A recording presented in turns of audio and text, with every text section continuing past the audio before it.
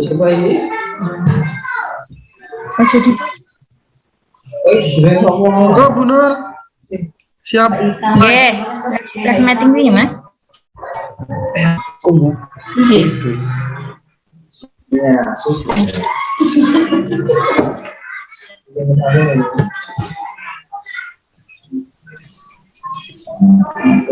Mulai nggak ya? Silakan. Ya.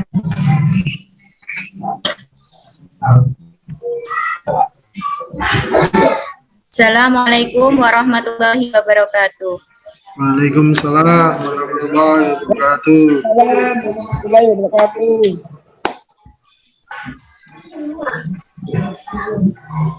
Yang terhormat Bapak Kepala Sekolah SDN Gunggang 1 dan yang kami hormati Bapak Kepala Sekolah 1 Gugus Gunggang, Kecamatan Poncol, serta teman-teman guru gugus Kecamatan Poncol. Segala puji bagi Allah yang Maha Kuasa, yang mana pagi hari ini telah memberi rahmat serta hidayahnya, sehingga kami dapat melaksanakan tugas kami yang sekarang ini mau menyampaikan materi budaya positif, tugas dari calon guru penggerak Angkatan 4 Kabupaten Magetan. Saja ini nanti materi akan saya sampaikan, kami berdua bersama Ya Ristanto dan saya sendiri Bu Nur Muzayana. Kami berdua calon guru penggerak Angkatan 4 Kabupaten Magetan. Dan kali ini nanti kami akan menyampaikan materi tentang budaya positif. Langsung saja ya Bapak Ibu, kami akan menyampaikan modul 1.4 tentang budaya positif.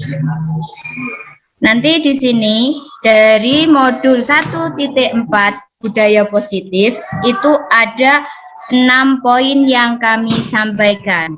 Yang pertama adalah perubahan paradigma, yang kedua konsep disiplin positif dan motivasi, yang ketiga keyakinan kelas, yang keempat pemenuhan kebutuhan dasar, yang kelima 5 posisi kontrol, dan 6 segitiga restitusi. Kami akan memaparkan satu persatu dari 6 bagian tersebut. Yang pertama adalah perubahan paradigma. Ilusi guru mengontrol murid. Pada dasarnya kita tidak dapat memaksa murid untuk berbuat sesuatu jikalau murid tersebut memilih untuk tidak melakukannya. Teori kontrol menyatakan bahwa semua perilaku memiliki tujuan, bahkan terhadap perilaku yang tidak disukai. Itu adalah ilustrasi guru mengontrol murid. Terus dilanjutkan dengan yang kedua, ilusi bahwa semua penguatan positif efektif bermanfaat. Jadi penguatan positif atau bujukan adalah bentuk-bentuk kontrol segala usaha untuk mempengaruhi murid agar mengulangi suatu perilaku tertentu. Dalam jangka waktu tertentu, kemungkinan murid tersebut akan menyadarinya dan mencoba untuk menolak bujukan kita.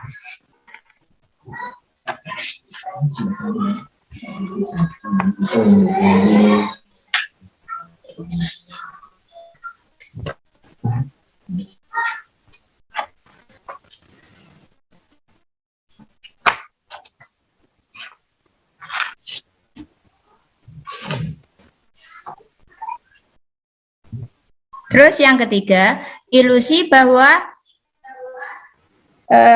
kritik dan membuat orang merasa bersalah dapat menguatkan karakter. Menggunakan kritik dan rasa bersalah untuk mengontrol murid menuju pada identitas gagal, mereka belajar untuk merasa buruk tentang diri mereka. Kadangkala sulit bagi guru untuk mengidentifikasi bahwa mereka melakukan perilaku ini, karena seringkali guru cukup menggunakan suara halus untuk menyampaikan pesan negatif. Yang keempat, ilusi bahwa orang dewasa memiliki hak untuk memaksa. Banyak orang dewasa yang percaya bahwa mereka memiliki tanggung jawab untuk membuat murid berbuat hal-hal tertentu. Pada saat itu pula, orang dewasa akan menyadari bahwa perilaku memaksa tidak akan efektif untuk jangka waktu panjang dan sebuah hubungan permusuhan akan terbentuk.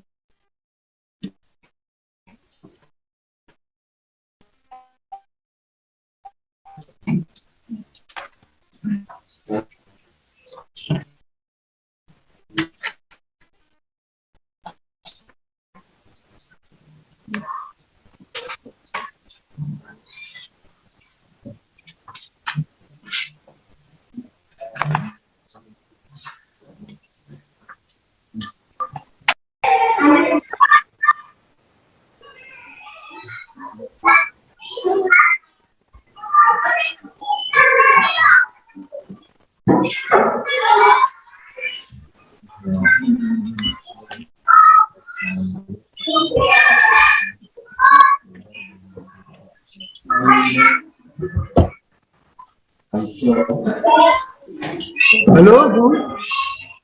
Halo, ya halo, Hilang ya, Bu? ya, Maaf. ya. Sudah.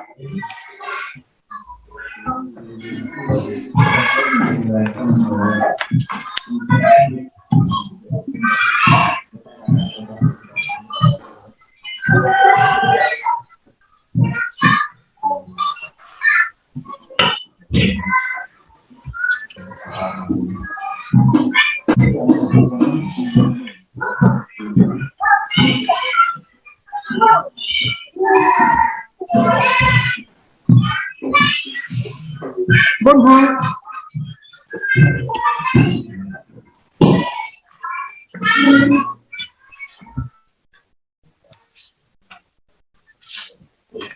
Paradigma yang kelima sebelumnya.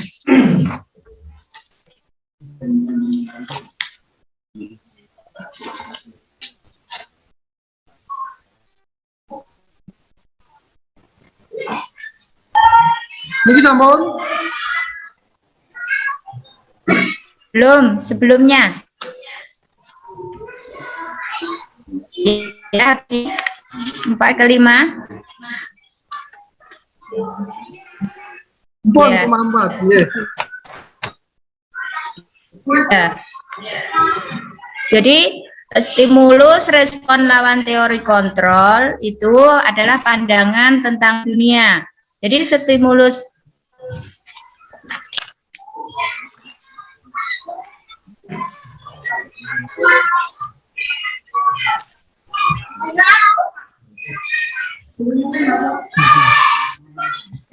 respon tentang dunia dan ada teori kontrol tentang dunia. Jadi realitas atau kebutuhan kita bersama itu kalau menurut teori kontrol tentang dunia yaitu realitas kebutuhan kita berbeda. Semua orang melihat hal yang sama. Tapi kalau menurut teori kontrol tentang dunia, setiap orang memiliki gambaran berbeda. Sedangkan stimulus respon tentang kita mencoba mengubah orang agar berpandangan sama dengan kita. Kalau menurut teori kontrol tentang dunia, kita berusaha memahami pandangan orang lain tentang dunia.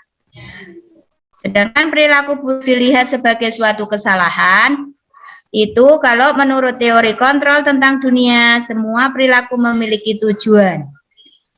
Orang lain bisa mengontrol saya. Menurut teori kontrol tentang dunia, hanya Anda yang bisa mengontrol diri Anda. Saya bisa mengontrol orang lain. Anda tidak bisa mengontrol orang lain. Pemaksaan ada pada saat rujukan gagal. Menurut teori kontrol tentang dunia, kolaborasi dan konsensus penciptaan pilihan-pilihan baru. Sedangkan stimulus respon tentang dunia, model berpikir menang atau kalah. Jadi kalau menurut teori kontrol dunia, itu model berpikir menang.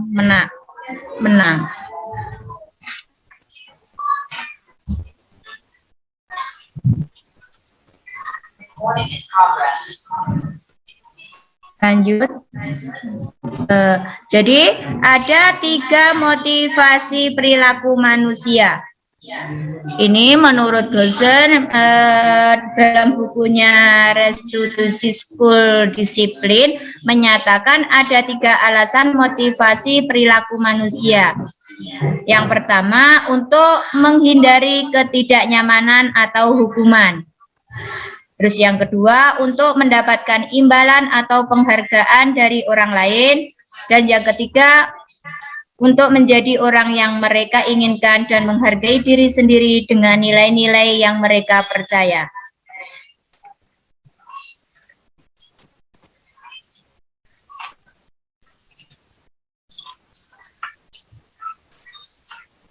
Jadi kita melangkah ke keyakinan kelas. Jadi kalau dulu kita itu selalu berpacu pada aturan yang ada, akan tetapi dalam kali ini kami sebagai calon CGB akan merubah menjadi sebuah keyakinan kelas. Jadi apa yang anak inginkan biar menjadi anak itu lebih baik dalam belajar untuk memerdekakan dirinya dan untuk menjadi karakter yang baik. Jadi keyakinan kelas itu yang pertama adalah keyakinan kelas bersifat lebih abstrak daripada peraturan yang lebih rinci dan konkret. Kedua, keyakinan kelas berupa pernyataan-pernyataan universal. Yang ketiga, pernyataan keyakinan kelas senantiasa dibuat dalam bentuk positif. Yang keempat, keyakinan kelas hendak tidak terlalu banyak, sehingga mudah diingat dan dipahami oleh semua warga kelas. Yang kelima, keyakinan kelas sebaiknya sesuatu yang akan dapat diterapkan di lingkungan tersebut. Yang keenam, semua warga kelas hendaknya ikut berkontribusi dalam pembuatan keyakinan kelas lewat kegiatan curah pendapat. Dan yang ketujuh, bersedia meninjau kembali keyakinan kelas dari waktu ke waktu. Jadi dari keyakinan kelas itu tadi kita lanjut 5 kebutuhan dasar manusia. Manusia itu pada dasarnya membutuhkan, yang pertama itu adalah kesenangan, yang kedua adalah cinta dan kasih sayang, yang ketiga kebutuhan bertahan hidup, yang keempat kebebasan, dan yang kelima penguasaan.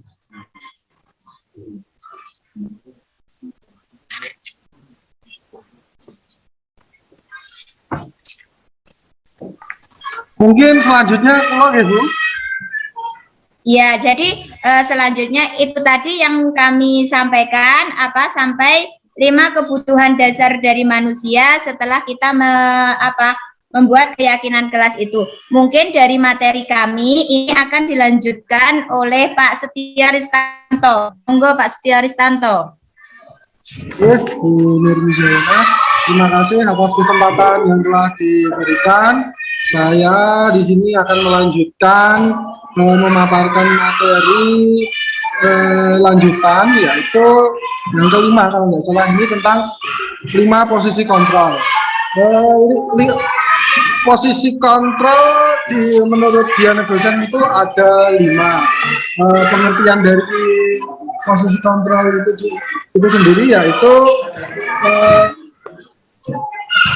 guru perlu meninjau kembali penerapan disiplin di dalam ruang-ruang kelas bersama ini.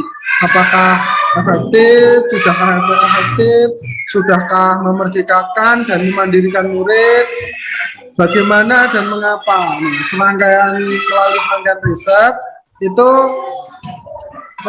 Gaussen berkesimpulan ada 5 posisi kontrol yang diterapkan oleh seorang guru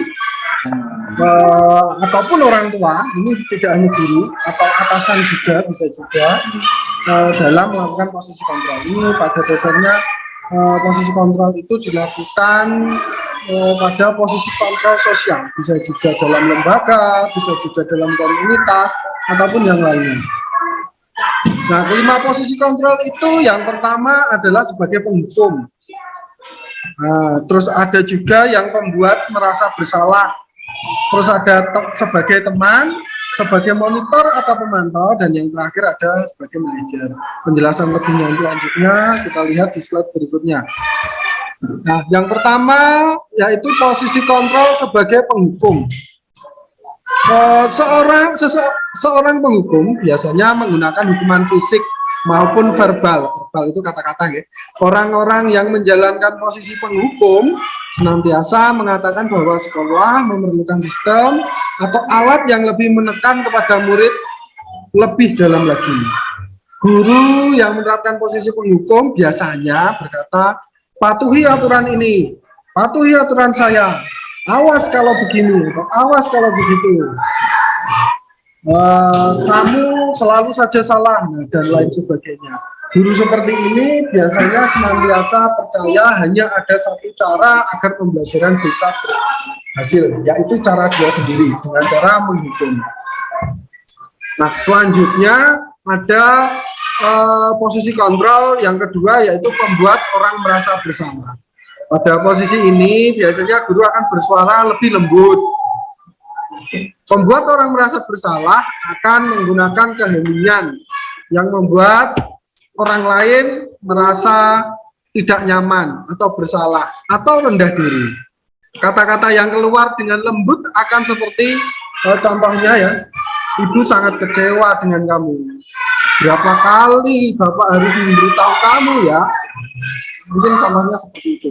Gimana coba kalau orang tua kalian tahu? Mungkin contoh-contohnya seperti itu. Di posisi ini, murid akan memiliki penilaian diri yang buruk tentang diri mereka. Murid merasa tidak berharga dan telah mengecewakan orang-orang yang disayanginya.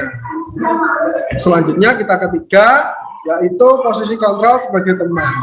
Guru pada posisi ini tidak akan menyakiti murid, namun akan tetap berupaya mengontrol murid melalui persuasi, melalui ajakan, melalui bujukan. Posisi teman pada guru bisa negatif atau positif. Positif di sini berupa hubungan yang baik terjalin antara guru dan murid. Di posisi teman menggunakan hubungan baik dan humor untuk mempengaruhi seseorang. Biasanya diajak bercanda. Mereka akan berkata, ayolah, bantulah Bapak ya. Atau dengan contoh-contoh yang lain. Hal negatif dari posisi teman adalah bila suatu saat guru tersebut tidak membantu, maka murid akan kecewa dan mungkin akan berkata, saya pikir ibu teman saya, jadi bisa jadi tidak sesuai dengan harapan, akhirnya kecewa. Nah, itu untuk yang posisi kontrol sebagai teman. Ada lagi selanjutnya yang keempat, yaitu sebagai posisi kontrol sebagai monitor atau pemantau. Memonitor berarti mengawasi. Pada saat kita mengawasi, kita bertanggung jawab atas perilaku orang yang kita awasi. Posisi pemantau berdasarkan pada peraturan dan konsekuensi. Nah, dengan menggunakan sanksi atau konsekuensi, kita dapat memisahkan hubungan pribadi kita dengan murid. Sebagai seseorang yang menjalankan posisi pemantau, pertanyaannya biasanya adalah, yo, peraturannya apa?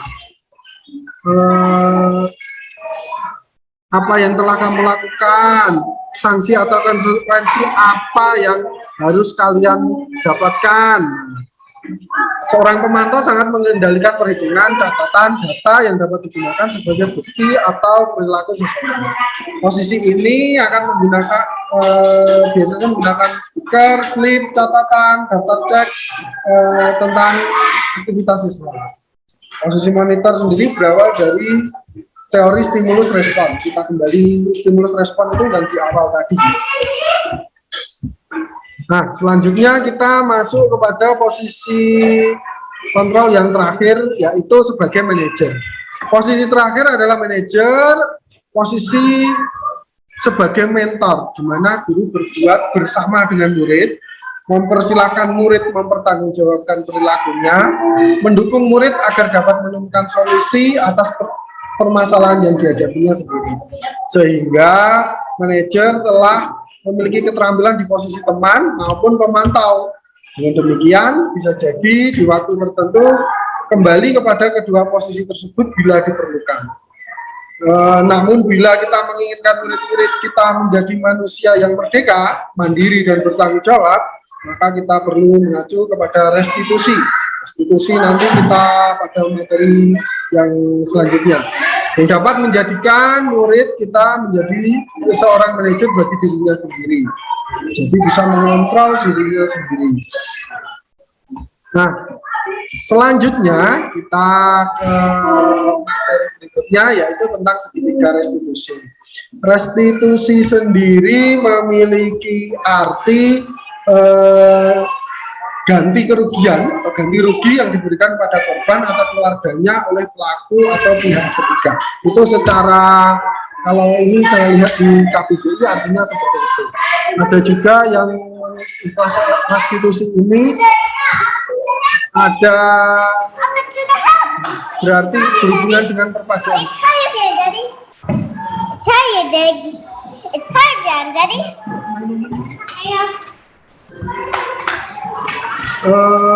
Selanjutnya, restitusi itu bukan untuk menebus kesalahan, namun untuk belajar dari kesalahan. Restitusi itu juga memperbaiki hubungan.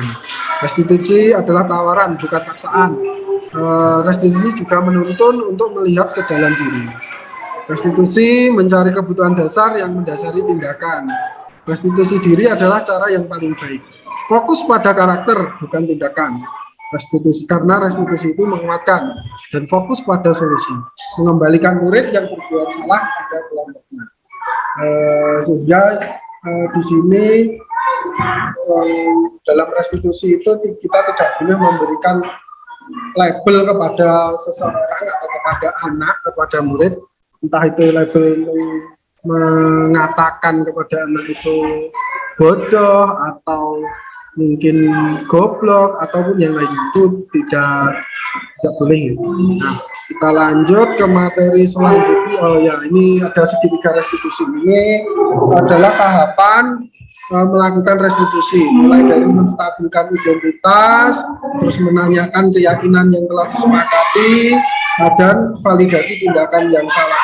Nah, untuk menanyakan keyakinan ini biasanya sebelum ke tindakan restitusi, biasanya tadi sudah seperti materi yang sudah disampaikan Bu Nur tadi, yaitu tentang keyakinan kelas. Keyakinan kelas itu bahasa lainnya mungkin kesepakatan kelas. Mungkin itu untuk penjelasan pada hari ini.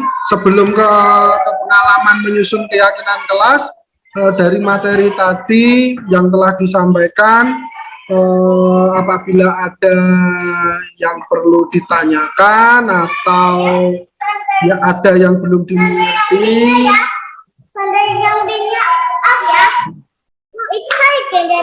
yes. Monggo silahkan yang ingin bertanya.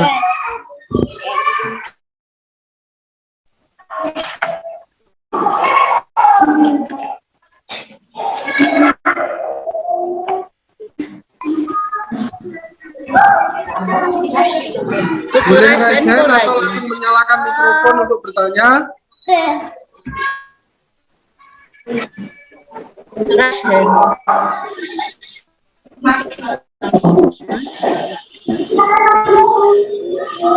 Ada Pak, dari saya. Bapak menjelaskan tentang berapa posisi dalam pembelajaran.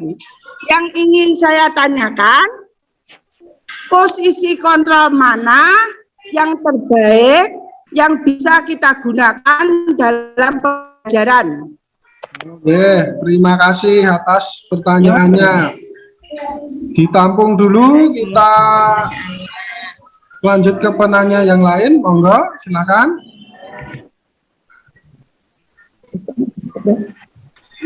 Monggo silahkan. Pertanyaan yang kedua. Terima kasih Bapak. Saya masuk, suaranya masuk toh? Iya ya. Saya mau menanyakan ini Bapak tentang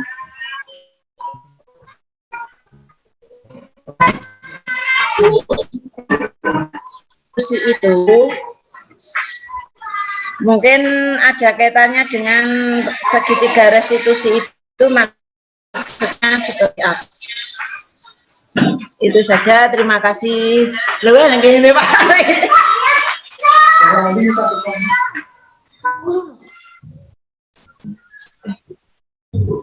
Selanjutnya, monggo pertanyaan ketiga.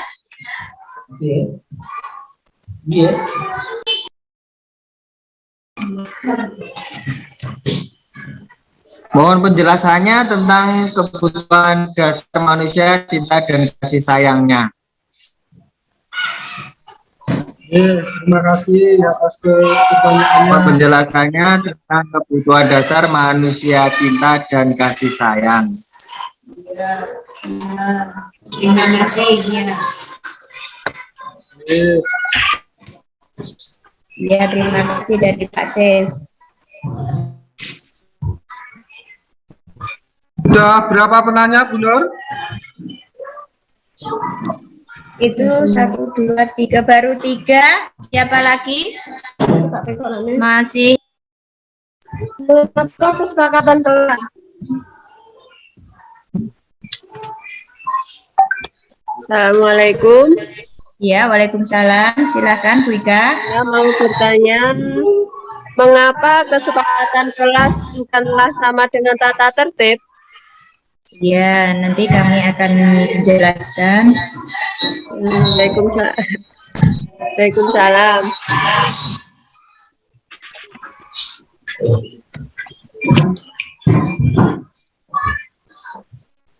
Mungkin dari beberapa pertanyaan itu kita tanggapi dulu ya Pak Aris. Sudah berapa tadi, Bu? Ada 4 pertanyaan. Tadi kan kita dari materi kita itu mempunyai 6 komponen. Ini baru 4 pertanyaan. Mohon Bapak Ibu semua masihkah ada yang ditanyakan atau ini mau ditanggapi terlebih dahulu? Monggo. Mohon untuk ditanggapi terlebih dahulu. Oh iya, terima kasih. Saya atau Pak Aris dulu, pertanyaan nomor 1 dari Bu Yuni. Terima kasih atas pertanyaannya, atas tanggapannya. Pada tadi yang ditanyakan posisi kontrol mana yang terbaik. Nah, itu kalau menurut kami posisi kontrol yang paling bagus itu adalah sebagai manajer. Karena sebagai manajer, pada posisi kontrol manajer, sebagai guru itu sebagai mentor dan membantu murid, membimbing murid, mempersilahkan murid untuk mempertanggungjawabkan apa yang telah diperbuat atau kesalahan yang telah dibuat. Tapi kalau dalam prakteknya untuk dilaksanakan terutama kita di SD, sepertinya untuk menerapkan posisi kontrol ini masih sangat sulit. Kita masih perlu menerapkan sebagai teman, menerapkan sebagai sebagai pendukung, itu juga masih ada kalanya itu diperlukan. Jadi kalau yang terbaik mungkin menurut kami adalah posisi kontrol sebagai manajer. Mungkin demikian. Yang lainnya, jenengan atau saya, Bu?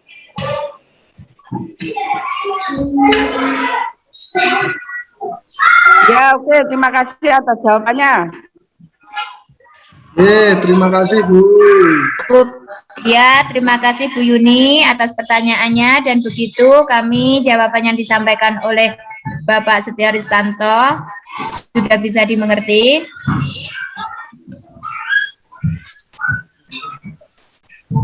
Untuk pertanyaan selanjutnya tadi apa, Bu? Pertanyaan yang kedua, pertanyaan dari Bu Yeti itu tadi tentang restitusi. Oh, sekalian saya dulu ya, nanti yang dua jenengan. Iya. Tentang restitusi itu sendiri, yaitu arti dari restitusi itu adalah proses menciptakan kondisi bagi murid untuk memperbaiki kesalahan mereka, sehingga mereka bisa kembali pada kelompok mereka dengan karakter yang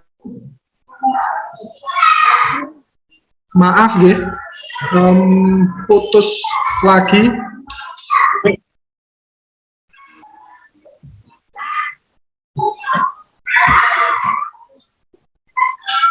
Lu cek, maaf ya, tadi putus lagi sehingga pertanyaan tadi belum terjawab dengan sepenuhnya. Tes terdengar gak nih? Dengar. Iya. Nah, restitusi itu sendiri terdiri dari ada 3 tahapan seperti yang ada di layar tadi, yaitu terdiri dari menstabilkan identitas, kemudian validasi tindakan yang salah, dan yang terakhir menanyakan pada keyakinan. Menstabilkan identitas ini maksudnya biasanya orang bersalah itu langsung dicap sebagai orang yang salah, tapi kita tidak boleh melakukan seperti itu karena kita perlu menstabilkan identitasnya, yaitu dengan cara tidak dibully, tidak diintimidasi atau yang lainnya. Terus kemudian validasi tindakan yang salah, yaitu menanyakan kepada anak itu tentang apa yang telah dilakukan, memastikan apa yang dilakukan anak itu, tindakan yang dilakukan anak itu melanggar kesepakatan yang telah disepakati. Dan yang terakhir itu menanyakan keyakinan, menanyakan kepada kesepakatan yang telah disepakati. Kesepakatannya apa? Padahal kalian sudah boleh, kalian kemarin menyepakati apa saja. Nah, itu jadi ketika melanggar itu menanyakan kesepakatan yang telah disepakati bersama. Mungkin nanti lebih jelasnya bisa kami menunjukkan pengalaman kami melakukan atau mempraktekkan budaya positif ini, mulai dari membuat kesepakatan kelas sampai ada siswa yang melanggar dan akhirnya kita melakukan restitusi. Mungkin itu, Bu.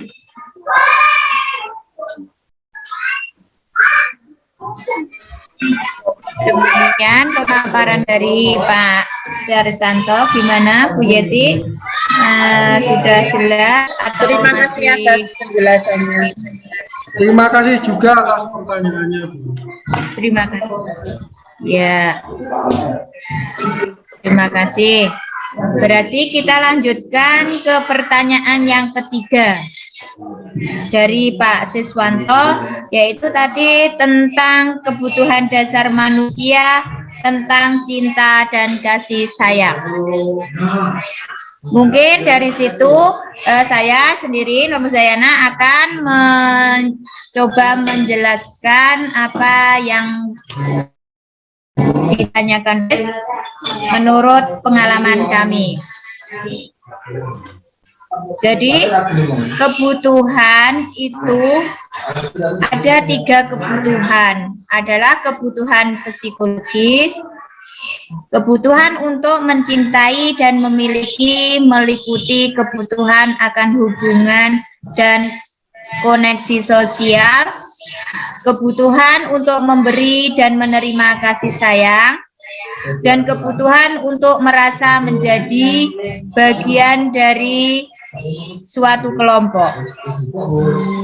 Jadi kebutuhan ini juga meliputi keinginan untuk tetap terhubung dengan orang lain, seperti teman, keluarga, pasangan hidup, teman kerja, binatang, pemeliharaan, dan kelompok di mana kita bergabung. Jadi mengingat kembali dari 5 kebutuhan dasar manusia tadi. Yang pertama kan kita memerlukan apa? Kesenangan. Terus setelah kita apa? Merasa senang, kita memerlukan cinta dan kasih sayang.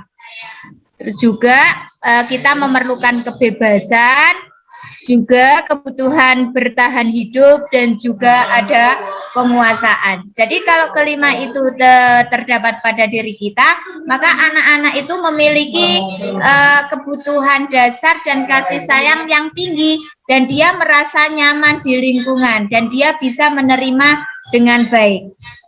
Akhirnya mereka juga akrab dengan orang-orang yang ada di sekitarnya. Misalnya kalau di rumah ya mereka akrab dengan keluarganya, pastinya dengan orang tuanya. Begitu juga seandainya mereka bersosialisasi di sekolahan, mereka pasti juga senang dengan gurunya, bahkan dengan teman-teman. Mungkin seperti itu penjelasan kami. Bagaimana?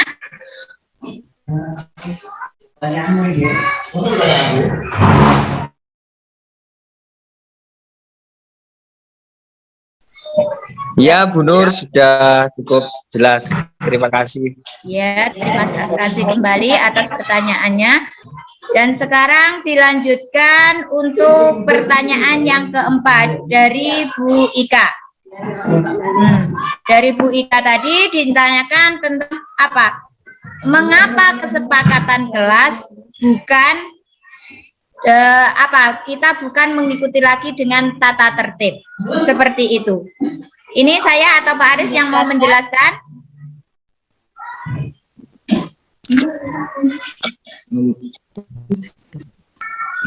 Monggo manut, Bu. Halo.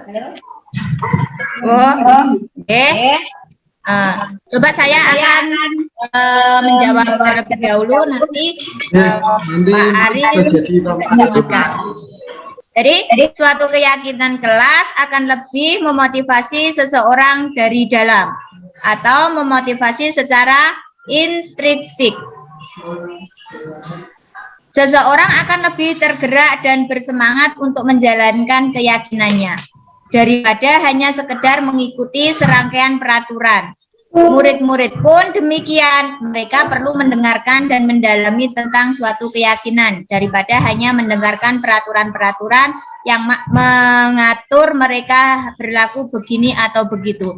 Maksudnya kan begini, yang dulu kita itu selalu terpacu pada aturan kelas yang sudah dibuat oleh Bapak atau Ibu guru, kesepakatan dari musyawarah guru tersebut, dan anak-anak harus mengikuti apa yang sudah kita tertera di situ, yang sudah kita tempel di situ. Anak-anak disuruh mengikuti seperti itu. Akan tetapi kita akan mencoba mulai dari sekarang itu kita gunakan keyakinan kelas.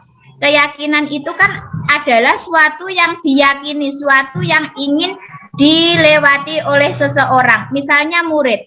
Jadi sesuatu yang dibuat oleh dia sendiri, tentunya mereka akan melaksanakan apa yang mereka buat itu. Jadi mereka lebih yakin, lebih mengena kalau yang mereka buat itu, dan nantinya mereka yang akan melaksanakannya sendiri. Mungkin seperti itu. Bagaimana, Bu Ika? Oke, nambahi sedikit, Bu. Nambahi sedikit. Iya. Nah, seperti benar sekali tadi yang disampaikan oleh Bu Nur, yaitu tentang keyakinan kelas. Kalau boleh mengatakan dengan kata yang lain, itu keyakinan kelas itu tadi sama dengan kesepakatan kelas. Nah, istilahnya sama seperti itu. Nah, pengalaman kemarin ketika kita mempraktekkan ini, membuat peraturan ini atau membuat kesepakatan kelas ini, kita sebagai guru terlebih dahulu menggiring opini, mengarahkan kesepakatan apa yang akan kita disepakati bersama. Sebagai contoh, menjaga kebersihan. Nah, gitu kita memberi pancingan, memberi umpan kepada anak-anak. Kalau kelasnya kotor itu bagaimana? Nah, akhirnya mereka membuat kesepakatan selalu menjaga kebersihan kelas, nah, dan sebagainya dan sebagainya. Mungkin itu tambahan dari saya. Oh ya, tambahan lagi, kalau terjadi kesepakatan seperti itu, kemungkinan anak lebih termotivasi untuk tidak melanggar. karena dia ketika sudah membuat kesepakatan kelas itu saja, anak yang sebagai contoh, anak yang suka jahil itu sudah waduh, terus gak oleh ngene iki, gak oleh jahili koncone. Nah, mungkin sebagai contoh seperti itu. Jadi paling tidak ada rem lah bagi diri anak itu untuk melanggar kesepakatan. Tapi kalau bentuknya hanya tata tertib, saya kira anak itu juga belum tentu membaca tata tertib juga, jadinya kadang lupa atau entah bagaimana, kan namanya juga anak. Nah, mungkin itu tambahan dari saya.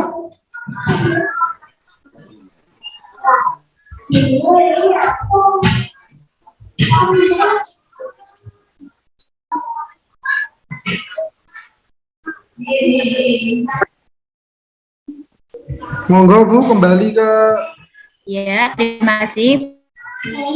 Sudah semua pertanyaan? Kita lanjut ke selanjutnya Bu, atau bagaimana?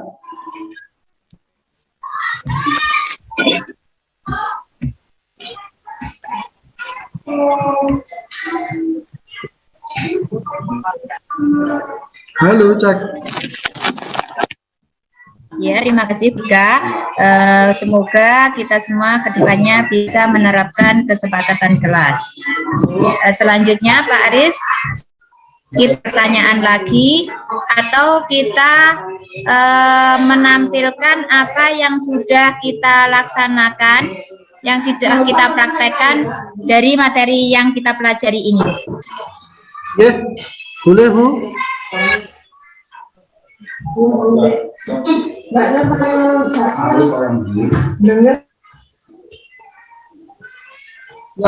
pada selanjutnya, karena kita tanya jawab tadi sudah selesai, kami akan menyampaikan tentang pengalaman kami ketika melakukan menyusun keyakinan kelas dan melakukan tindakan restitusinya ketika ada anak yang melanggar keyakinan kelas tersebut. Nah, ini kok nggak bisa, saya buat hyperlink tapi nggak bisa. Nah, ini foto-fotonya dulu. Ini foto proses ketika kami membuat kesepakatan kelas. Jadi dibuat melingkar, murid kami ada cuma 6 murid. Mereka menulis sendiri, mereka mengumumkan pendapatnya sendiri. Kita sebagai guru hanya memberikan masukan dan saran bagaimana baiknya. Jadi kita merdeka untuk mengemukakan pendapat. Selanjutnya, nah ini ketika anak-anak membuat kesepakatan kelas, ini juga ini kami tambahi anak-anak menandatangani kesepakatan kelas tersebut, dan selanjutnya nanti akan ditempelkan di papan. Ini hasil dari kesepakatan kelas 6. Nah, kemudian ditempelkan di kelas, dan selanjutnya kesepakatan kelas itu dibacakan. Mungkin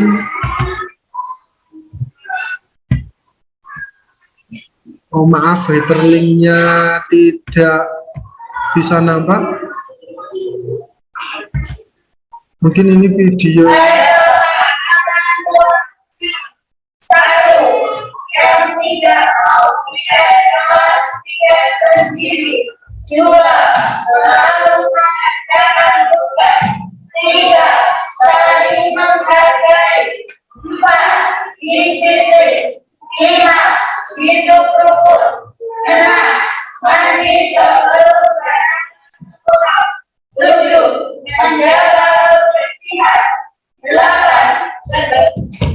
Untuk videonya kok sepertinya terjadi error, mungkin nanti bisa saya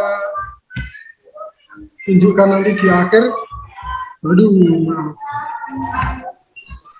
nah, saya tunjukkan lagi videonya tidak tampak Pak Guru. Oke, nanti hyperlinknya kok sepertinya error. Dan ini pengalaman dan restitusinya saya tampilkan kemarin, sudah ditampilkan, diunggah di YouTube, nanti bisa dilihat di Oh iya. ini videonya. Oh iya, terima kasih. Ya. Sebentar, saya share lagi saja.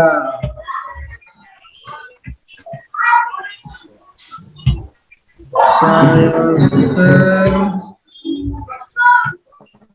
share screen. Mungkin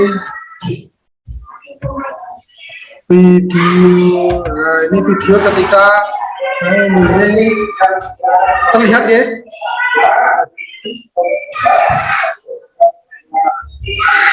Iya, terlihat jelas.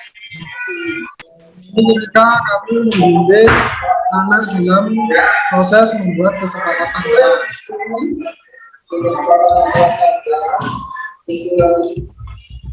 Kita skip saja.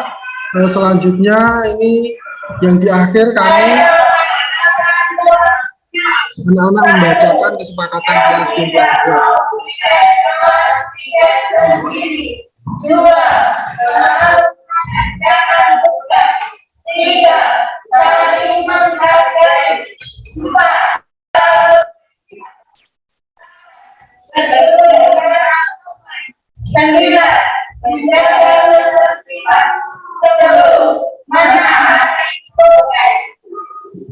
Nah, itu ketika anak membacakan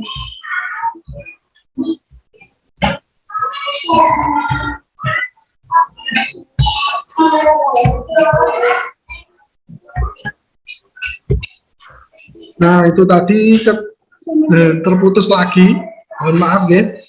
Selanjutnya yang untuk restitusinya tadi bisa dilihat di link YouTube yang telah saya unggah. Nah, kita tampilkan saja dulu yang punya Bu Nur.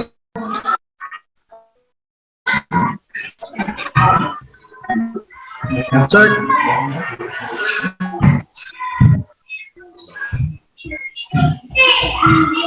Halo.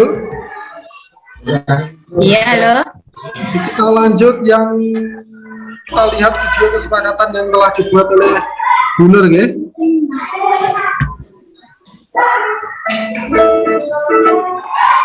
Nun sewu terlihat ya? Belum, Pak.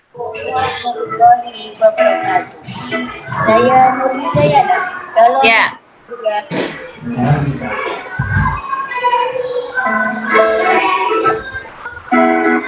Ya, Bapak Ibu, mungkin itu video kami waktu membuat kesepakatan kelas. Saya Nurul Sayana, calon guru penggerak angkatan 4 Kabupaten Magetan. Di sini saya akan membagikan terbaik saya modul 1.4, yaitu budaya positif. Di sini saya bersama dengan siswa membuat kesepakatan kelas. Adapun fasilitator saya adalah Ibu Istingana, pengajar praktek saya Ibu Dewi Intan Pujiawati, dan saya Nur Muzayana sebagai calon guru penggerak.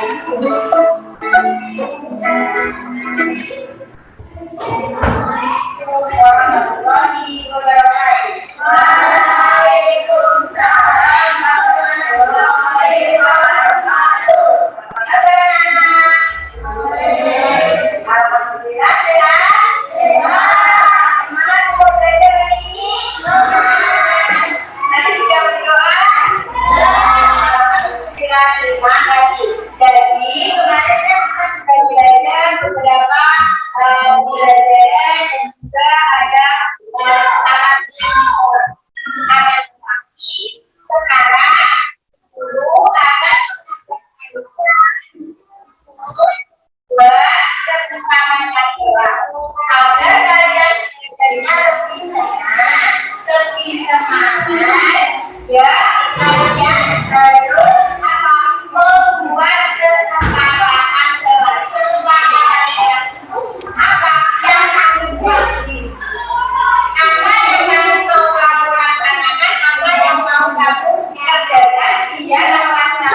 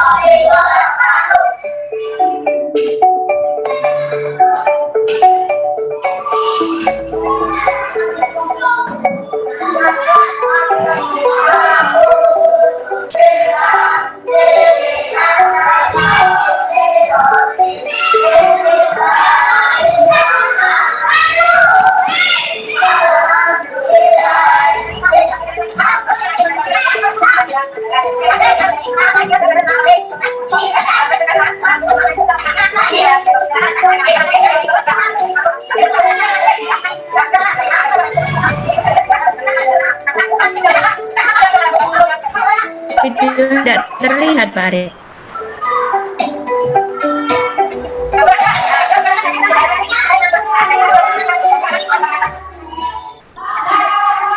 Bagaimana, Bu?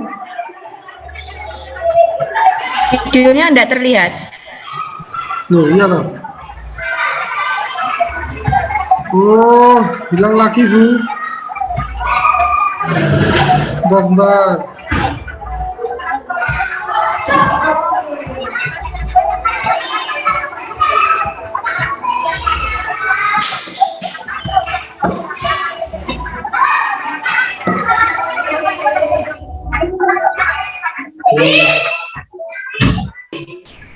Ya, sudah terlihat.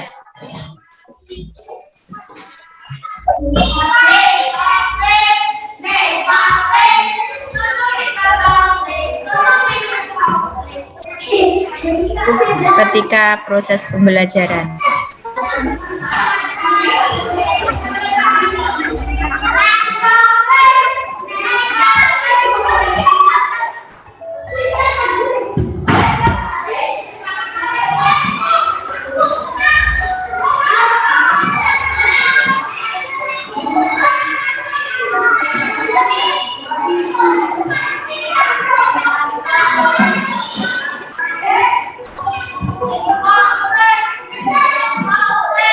Ketika restitusi tindakan kelas bahwa siswa kami ada yang menyalahi tidak melaksanakan keyakinan kelas tadi.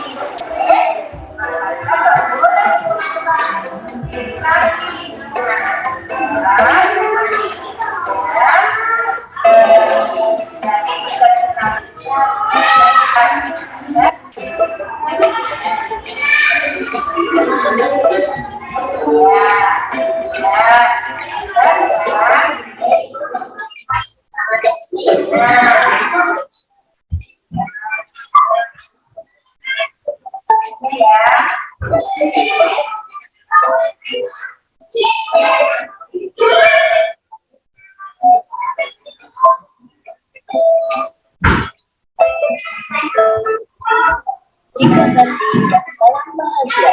Assalamualaikum warahmatullahi wabarakatuh.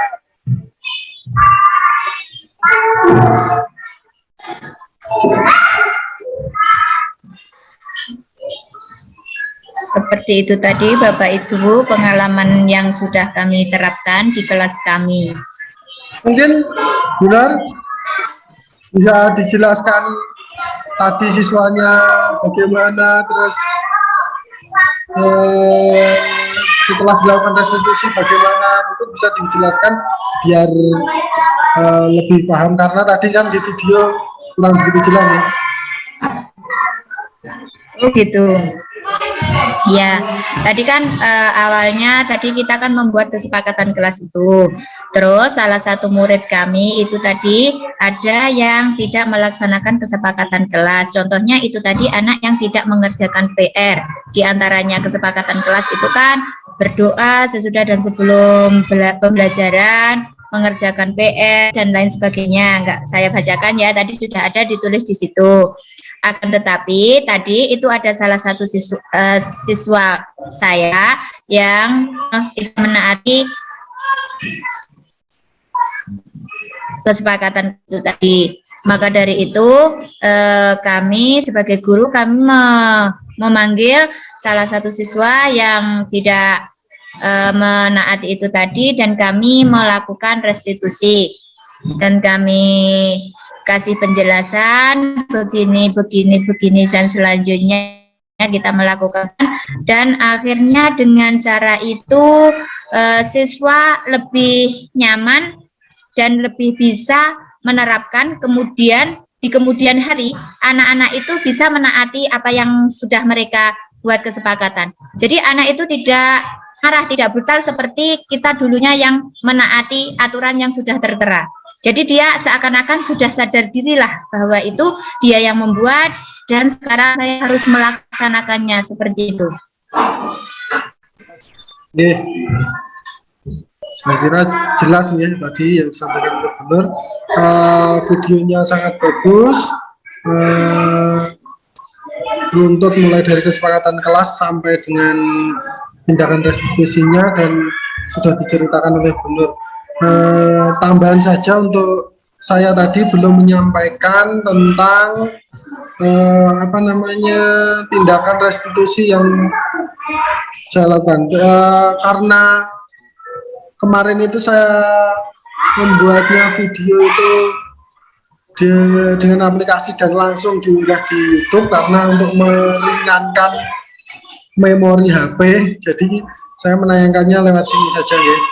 Bisa dilihat ini ketika melakukan tindakan segitiga restitusi.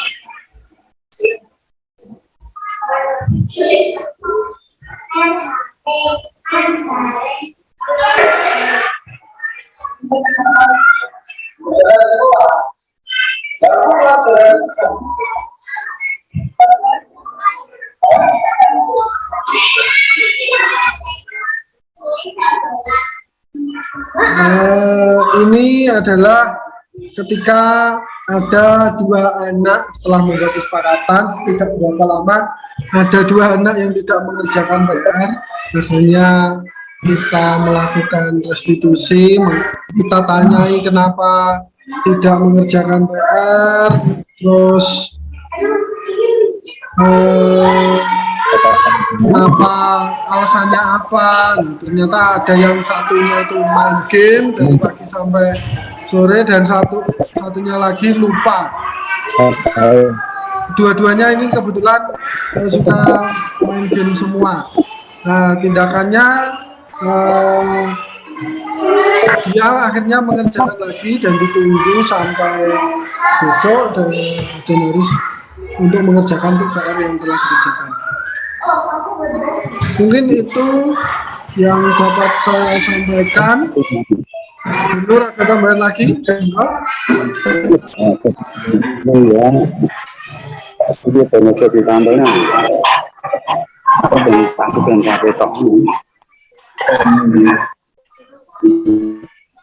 Cukup, monggo. Kalau gitu kita akhiri saja. Bagaimana? Atau ada tanggapan dari peserta, monggo?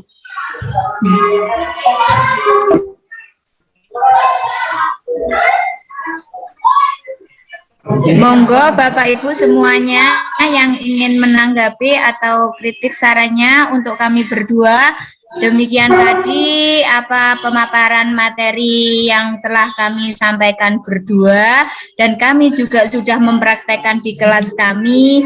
Mohon masukannya, sarannya agar kami bisa lebih baik lagi.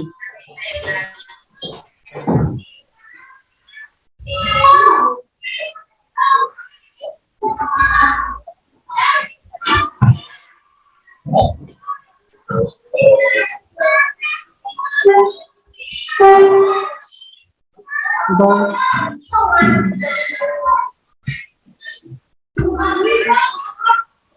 bukan Bu, sampun.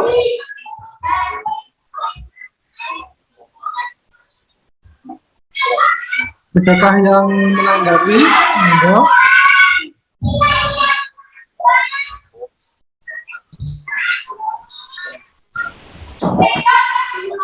Mana ini?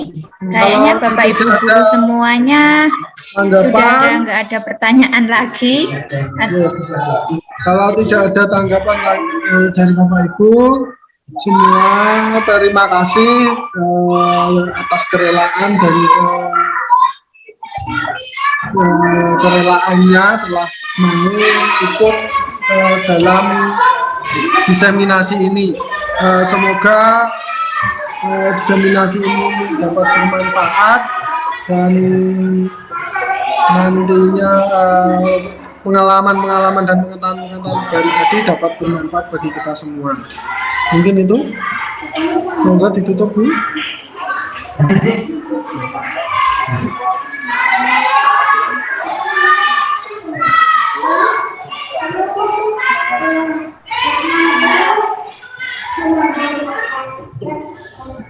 Kita buka videonya semua Pak Guru, kita untuk foto bersama Pak Riz. Iya. Kita screenshot ya. Bapak Ibu semua mohon itu videonya dibuka semua. Kami minta untuk foto bersama.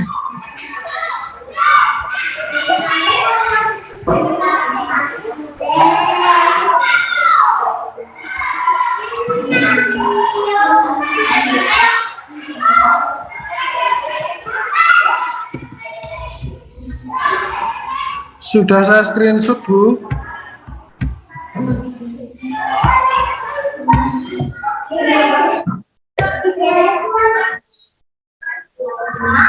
Semua dulu Pak Aris ya.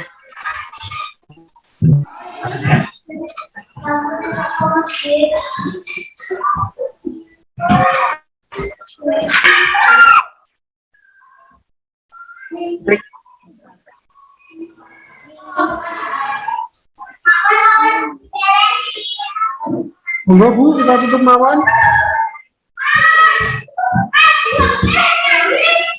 Ya, halo Pak Aris gimana? Ditutup mawon, betul apa-apa. Gitu. Ya.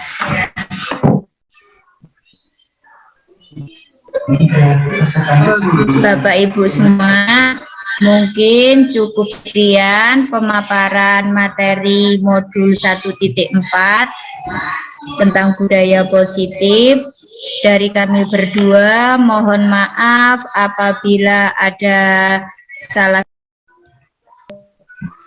dari materi kami belum memberikan yang terbaik. Akan tetapi kita siap untuk belajar menuju yang lebih baik lagi. Mungkin dari saya, Nur Musayana dan Pak Setia Ristanto mau undur diri. Cukup sekian, terima kasih atas waktu yang diberikan. Akhirnya, Assalamualaikum warahmatullahi wabarakatuh. Waalaikumsalam warahmatullahi wabarakatuh.